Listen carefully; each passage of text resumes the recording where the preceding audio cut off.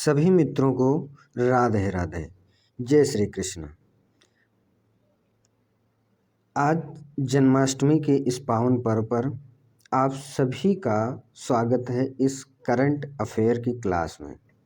तो चलिए राधे कृष्ण जी का नाम लेकर के वीडियो को स्टार्ट करते हैं। और हाँ, जन्माष्टमी की आप सभी को बहुत बहुत शुभकामनाएं। तो राधे राधे राधे कृष्ण का नाम लेते हुए क्लास को स्टार्ट करते हैं। हमारा फर्स्ट क्वेश्चन आपको स्लाइड पे दिखेगा। फर्स्ट क्वेश्चन दे रखा है कि जल जीवन मिशन ने 13 करोड़ ग्रामीण घरों में नल कनेक्शन लगाने की उपलब्धि हासिल की है। तो कौन से मिशन के द्वारा ये उपलब्धि हासिल करी है गवर्नमेंट ने? जल जीवन मिशन ने। तो जल जीवन मिशन के तहत क्या किया गया है, 13 करोड़ जो है ग्रामीण घरों में नल कनेक्शन लगाने की जो है क्या हुई है, उपलब्धि हासिल हुई है। अब ये जो हम सभी को पता है, जो कनेक्शन लगाने की उपलब्धि हासिल हुई है वो जल जीवन मिशन के माध्यम से हुई है। हर घर जल योजना या जल जीवन मिशन, ये सब नामों से आप जानते हो, इसके 4 साल पूरे हुए हैं। अब बात आती है कि जो जल जीवन मिशन है, ये मिशन स्टार्ट कब किया गया था? तो आपको याद रखना है कि 73rd नंबर का जो हमने स्वतंत्रता दिवस सेलिब्रेट किया था, तभी जाके प्रधानमंत्री नरेंद्र मोदी जी ने 15 अगस्त 2019 को क्या किया था, 2019 को जो है क्या किया था, इन्होंने लाल किले की प्राचीर से ये जो है मिशन की शुरुआत की थी। ये इस मिशन को लॉन्च किया था 15 अगस्त 2019 को। अब इसकी क्या हो गए हैं, 4 साल लगभग पूरे हो चुके हैं। और इन 4 सालों में, अच्छा अगर स्टार्टिंग की मैं बात करता हूँ तो केवल और केवल 3.23 करोड़ जो है नल कनेक्शन लगाने की बात हुई थी 2019 में। लेकिन अब ये 4 सालों में बढ़कर के कितना हो जाता है, तो आपको याद रखना है ये 13 करोड़ पहुंच गया है ये आंकड़ा। अच्छा, इसी से रिलेटेड एक क्वेश्चन और बन जाता है कि जो आपका जल शक्ति मंत्रालय के तहत कहीं ना कहीं ये होगा, तो जल शक्ति मंत्रालय के मंत्री कौन हो जाएंगे? तो आपको याद रखना है गजेंद्र सिंह शेखावत जी हो जाएंगे। कौन हो जाएंगे? गजेंद्र सिंह शेखावत जी इसके मंत्री हो जाएंगे। अब बात आती है, आपसे एक क्वेश्चन पूछा जाता है बहुत ही ज़्यादा कि किस राज्य ने 100% जो है ये कह सकते हो कि नल कनेक्शन की उपलब्धि हासिल करी। तो अभी तक जो है 6 राज्यों ने ऐसा किया है। 6 राज्य हैं और प्लस 3 केंद्र शासित प्रदेश हैं जिन्होंने ये उपलब्धि जो है हासिल करी है। अब मैं आप लोगों को नाम गिना देता हूँ, 6 राज्य कौन कौन से हैं। जैसे गोवा हो गया, तो गोवा को भी जो है पूर्ण कह सकते हो कि ये ऐसा राज्य है जिसने क्या किया है, 100% जो है कवरेज को, नल कनेक्शन को प्राप्त कर लिया है। उसके बाद तेलंगाना आता है। गोवा हो गया, तेलंगाना हो गया, हरियाणा हो गया, गुजरात हो गया, पंजाब हो गया और हिमाचल प्रदेश। आप कुछ ऐसे इमेज बना लो कि ये कुछ 5 राज्य तो आपके क्या हैं, पश्चिमी साइड के हैं। जैसे हिमाचल प्रदेश हो गया, हालांकि ये उत्तर साइड में पड़ेगा, लेकिन आप उसी के जो है इमेज बनाओ माइंड में कि ये एक ही लाइन में लगभग पड़ने वाला है। तो गोवा हो गया, तेलंगाना हो गया, हरियाणा हो गया, गुजरात, पंजाब और हिमाचल प्रदेश। ये तो बात हो गई राज्य की। अब बात कर लेते हैं केंद्र शासित प्रदेश कौन है। तो केंद्र शासित प्रदेश में आपको याद रखना है, एक तो पुदुचेरी हो जाएगा। सेकंड नंबर पे दमन और दमन द्वीप दादर नगर हवेली हो जाएगा। और फिर उसके बाद 3rd नंबर पे आ जाता है अंडमान निकोबार। तो इस तरीके से जो है ये टोटल तो 9 स्टेट हो जाते हैं, 6 राज्य हैं, 3 केंद्र शासित प्रदेश हैं जिन्होंने क्या किया है, 100% जो है कवरेज सूची में अपना स्थान दर्ज करा लिया है। नेक्स्ट बढ़ते हैं। नेक्स्ट आप हाल फिलहाल में सुन रहे होंगे कि ये बहुत ज़्यादा चर्चा हो रही है, ज़ोरों शोरों से चर्चा चल रही है कि क्या इंडिया का नाम जो है बदल दिया जाएगा। तो उसी से रिलेटेड न्यूज़ है, क्या ऐसा हो पाना पॉसिबल है? तो देखिए, अभी हाल फिलहाल में जो है इंडिया का नाम हटाने की बात हो रही है और इंडिया की जगह पे कौन सा नाम जो है लाने की बात हो रही, तो भारत। अब हम सभी को पता है कि जो है इंडिया दैट इज़ भारत, इसी को हम लोग हिंदुस्तान, इंडिया, भारत इन सभी नामों से जानते हैं। अच्छा, ये भी लोगों की मान्यता है कि जो इंडिया नाम है वो विदेशियों के द्वारा दिया गया नाम है, ये लोगों की मान्यता है। अभी क्या किया गया है कि जो है जो G20 शिखर सम्मेलन हुआ था, कौन सा सम्मेलन? तो आप बोलोगे G20, ये बात कहाँ से आई? G20 जो शिखर सम्मेलन हुआ उसके निमंत्रण पत्र पर हर बार क्या लिखा जाता था? जो है प्रेसिडेंट ऑफ इंडिया लिखा जाता था, लेकिन इस बार क्या लिखा जा रहा है? प्रेसिडेंट ऑफ भारत लिखा जा रहा है। क्या लिखा जा रहा है? प्रेसिडेंट ऑफ भारत, लेकिन इससे पहले प्रेसिडेंट ऑफ इंडिया। वहाँ से ही ये वर्ड आया है और उसी में इस जो है परिवर्तन की चर्चाएं जोरों पर होने लगी हैं। तो ऐसा लोगों के अंदर, भारतीयों के अंदर जो है एक आशंका है कि हो सकता है कि जो है अब इंडिया का नाम बदल करके भारत ही कर दिया जाए। अच्छा, मैं इस पे कोई कमेंट नहीं कर रहा कि क्या होना चाहिए, नहीं होना चाहिए। मैंने आपको एक पॉइंट बताया कि यहाँ से ये बात निकलती है। अब कुछ जो है देशों के नाम बदले गए हैं, उन देशों के नाम मैं आपको बताता हूँ। जैसे आप लोगों ने हाल फिलहाल में सुना होगा तुर्की। तुर्की ने क्या किया है? अपना नाम बदल करके तुर्किये कर दिया है। क्या कर दिया है? तुर्किये कर दिया है, ये आपको याद रखना है। दूसरा आपको याद रखना है चेक गणराज्य। चेक गणराज्य ने अपना जो है नाम बदल करके क्या रख दिया है? चेकिया कर दिया है।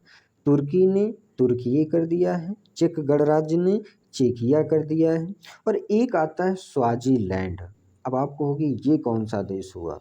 स्वाजीलैंड। जो स्वाजीलैंड है, आपको पता चल रहा होगा ये कुछ स्विट्जरलैंड से मिलता-जुलता नाम आपको देखने को मिल रहा है। अच्छा, ये जो स्वाजीलैंड और स्विट्जरलैंड, इनमें जो समानता नज़र आ रही है, इसी भ्रम को हटाने के लिए क्या किया है? स्वाजीलैंड ने अपना नाम बदल करके इस्वातिनी कर दिया है। क्या नाम हो जाएगा? इस्वातिनी। तुर्की का नाम तुर्किये, जबकि मैंने बताया चेक गणराज्य का चेकिया, स्वाजीलैंड का इस्वातिनी हो जाएगा। तो ये भी आपको याद रखना है।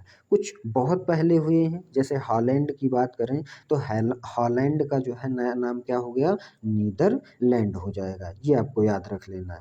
सीलोन, सीलोन किस देश का प्राचीन नाम है? तो आप बोलोगे ये श्रीलंका का हो जाएगा। अच्छा, श्रीलंका ने मतलब जो है श्रीलंका नाम 2011 में अपनाया गया था, ये भी आपको याद रखना है। उसके बाद आपको पता होना चाहिए जो आयरलैंड है, इसका भी पहले कुछ और नाम था, आयरिश मुक्त राज्य के नाम से इसे जाना जा रहा था। तो ये कुछ नाम है। और जैसे थाईलैंड का क्या पुराना नाम था? सियाम था, लेकिन अब इसका नाम क्या हो गया? थाईलैंड हो गया। थाईलैंड का सियाम। ऐसे ही म्यांमार, म्यांमार का क्या हो गया? वर्मा। ऐसे ही फारस जो है नाम था पुराना, लेकिन अब उसका नाम क्या हो गया? ईरान हो गया। तो ये सारे पॉइंट्स आपको याद रखने हैं। नेक्स्ट स्लाइड पे बढ़ते हैं और देखते हैं क्या है इम्पोर्टेंट पॉइंट। केंद्र ने बच्चों को एआई, आर्टिफिशियल इंटेलिजेंस सीखने में मदद करने के लिए एडोब के साथ समझौता ज्ञापन पर हस्ताक्षर किया है। तो एडोब के साथ किसने जो है हस्ताक्षर किया है, समझौता किया है? केंद्र ने किया है, केंद्र सरकार ने किया है। और ये क्या बोला गया है कि ये बच्चों को एआई सीखने में जो है मदद करेगा। अब ये कहीं न कहीं शिक्षा से संबंधित है, तो इसका मतलब क्या होगा कि कहीं न कहीं केंद्रीय जो शिक्षा मंत्रालय है उसने जो है इस पे क्या किया होगा? समझौता ज्ञापन पर हस्ताक्षर किया होगा। अच्छा, ये इसलिए किया गया है ताकि शिक्षा की गुणवत्ता बढ़ाई जा सके और भारत देश में जो भी कक्षाएं चल रही हैं उनमें रचनात्मक तरीके से बढ़ावा दिया जा सके। इसके लिए केंद्रीय शिक्षा मंत्री ने इसको सॉफ्टवेयर का दिग्गज भी बोला जाता है। एडोब को इसी के साथ इसने हाथ मिला लिया है। अच्छा, बात आई है एडोब की, तो अगर मैं एडोब के उपाध्यक्ष प्रबंध निदेशक की बात करूं तो कौन हो जाएंगे, तो आपको याद रखना है प्रतिमा महापात्रा हो जाएंगे। कौन हो जाएंगी? प्रतिमा महापात्रा जी जो हैं वो महापात्रा ये जो हैं इसके उपाध्यक्ष और प्रबंध निदेशक हो जाएंगे। तो आपको इतनी बातें याद रखना है कि किस लिए किया है और कौन क्या है। नेक्स्ट बढ़ते हैं। नेक्स्ट आप देख रहे होगे अंतर्राष्ट्रीय पुलिस सहयोग दिवस कब सेलिब्रेट किया जाता है। तो मैं बात करता हूँ अंतर्राष्ट्रीय पुलिस सहयोग दिवस की। मैं सबसे पहले इसी की बात करता हूँ। आपको पता होना चाहिए कि जो अंतर्राष्ट्रीय पुलिस सहयोग दिवस है वो पहली बात 7 सितंबर को सेलिब्रेट किया जाता है। अच्छा, इसी को जो है सेलिब्रेट क्यों करते हैं, तो इंटरपोल की जो स्थापना हुई थी उसको सेलिब्रेट करने। इंटरपोल मतलब इंटरनेशनल पुलिस, इसकी स्थापना हुई थी उसको सेलिब्रेट करने। शांति, सुरक्षा और न्याय बढ़ाए रखने भर में दुनिया भर में जो है सहयोग के लिए क्या किया जाता है, 7 सितंबर को अंतर्राष्ट्रीय पुलिस सहयोग दिवस सेलिब्रेट किया जाता है। अब एक बात और आती है कि जो अंतर्राष्ट्रीय आपराधिक पुलिस है इसकी स्थापना कब हुई थी, तो 7 सितंबर 1923 को इसकी स्थापना हुई थी। इसी की वजह से 7 सितंबर को ये दिवस सेलिब्रेट किया जाता है। और कहाँ इसकी स्थापना हुई थी, तो आपको बताना रहेगा वियना। और वियना कहाँ पड़ेगा, तो आपको पता है ऑस्ट्रिया की राजधानी क्या है, वियना है, यहाँ पर इसकी स्थापना होती है। लेकिन इसका अगर मैं बात करता हूँ हेड ऑफिस कहाँ है, हेडक्वार्टर कहाँ है, तो आप बताएंगे लियोन फ्रांस में हो जाएगा। कहाँ हो जाएगा, लियोन फ्रांस में जो है इसका हेडक्वार्टर हो जाएगा। अध्यक्ष की बात करें तो अध्यक्ष कौन हो जाएंगे इसके, अहमद नासिर अल रायसी हो जाएंगे। अहमद नासिर याद रख लो या अल रायसी याद रख सकते हो, तो अहमद नासिर अल रायसी इसके अध्यक्ष हो जाते हैं। नेक्स्ट स्लाइड पे बढ़ते हैं। अमूल भारतीय खिलाड़ियों के साथ हांगजो एशियाई खेलों का ऑफिशियल स्पॉन्सर बन गया है। कौन बना है ऑफिशियल स्पॉन्सर, अमूल बना है। जो अभी हांगजो एशियाई खेलों का आयोजन होना है उसी खेलों का ऑफिशियल स्पॉन्सर किसको बनाया गया है, अमूल को बनाया गया। आपको मैं अमूल के बारे में बताता हूँ।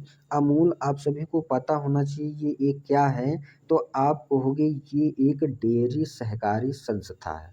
और डेयरी सहकारी संस्था है कहाँ पर, तो आपको ये भी पता होना चाहिए कि ये आनंद गुजरात में है। आनंद लिख लीजिए, आनंद गुजरात में जो है ये जो है होती है, मतलब ये स्थित है डेयरी सहकारी संस्था। और ये एक तरीके की अपनी तरीके की दुनिया की सबसे बड़ी जो है संस्था मानी जाती है। इसका काम क्या है, तो आप सभी को पता ही है कि ये भारत में दूध और दूध से बने उत्पादों का सबसे बड़ा एक तरीके से उत्पादक हो जाता है। कौन, अमूल हो जाता है।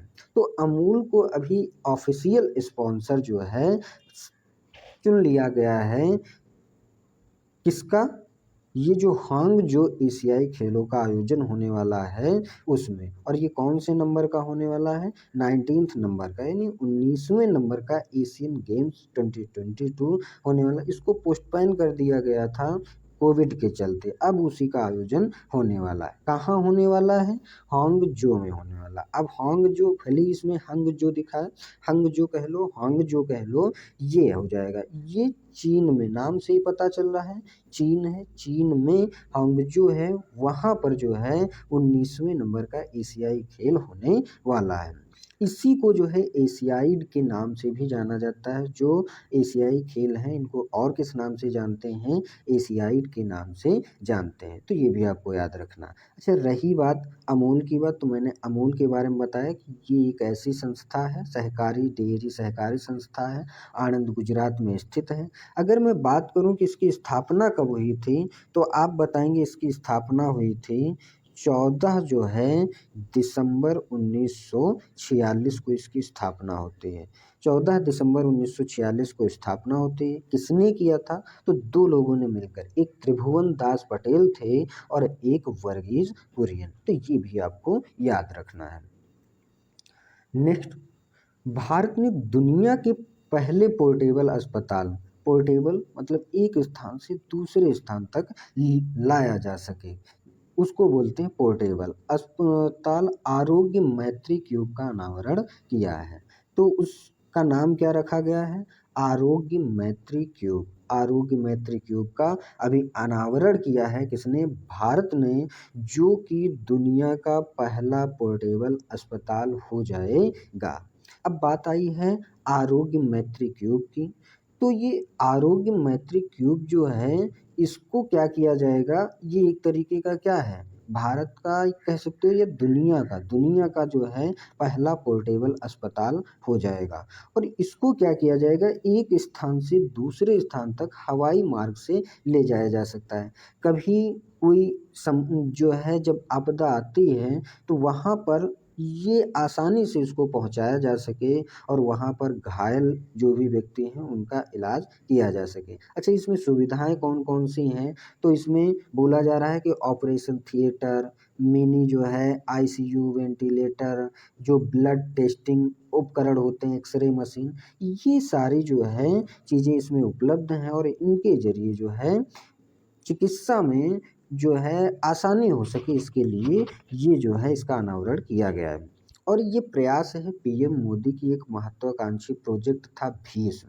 प्रोजेक्ट भीष्म के तहत उसी का एक घटक क्या बनाया गया है? आरोग्य मैत्री क्यूब। तो आरोग्य मैत्री क्यूब कौन से प्रोजेक्ट का एक हिस्सा हो जाएगा? प्रोजेक्ट भीष्म। और ये प्रोजेक्ट भीष्म कब इसको जो है किया जाता है? 2022 में जो है इसका अनावरण किया गया था। तो आपको ये याद रखना है कि आसानी से जो है चिकित्सा सुविधाएं मुहैया कराने के लिए ही ये भारत ने क्या किया? दुनिया का पहला ऐसा पोर्टेबल अस्पताल जिसका नाम आरोग्य मैत्री क्यूब है, उसका अनावरण किया है। नेक्स्ट स्लाइड में आप देखेंगे दिया गया कि श्री धर्मेंद्र प्रधान, जो कि क्या है? शिक्षा मंत्री हैं, इन्होंने मालवीय मिशन का शुभारंभ कर दिया है। कौन सा मिशन? मालवीय मिशन। अब मैं आपको बताता हूँ कि मालवीय मिशन है क्या। जैसा कि आप यहाँ देख रहे होंगे, Malviya mission teacher training program है। अच्छे से आपको क्लियर हो रही होगी कि मालवीय मिशन है क्या? टीचर ट्रेनिंग प्रोग्राम, यानी कि टीचर को प्रशिक्षण, शिक्षक प्रशिक्षण एक कार्यक्रम है मालवीय मिशन, जिससे क्या किया जा सके? शिक्षा के स्तर में सुधार किया जा सके। इसके लिए ही धर्मेंद्र प्रधान जी ने मालवीय मिशन का शुभारंभ किया है। तो ये एक तरीके से टीचर को ट्रेनिंग देने वाला प्रोग्राम हो जाएगा, जिससे बेहतर से बेहतर जो है शिक्षा प्रदान की जा सके। ये थे करंट अफेयर की कुछ इम्पोर्टेंट पॉइंट्स जो मैंने आपके साथ डिस्कस किया। आई होप आप लोगों को ये बहुत पसंद आएगी क्लास। तो अगर क्लास पसंद आती है तो आप लोग इसे लाइक, शेयर, सब्सक्राइब कर सकते हो। बाकी क्लास के एंड में बने रहने के लिए आप सभी का बहुत बहुत आभार। Thank you so much.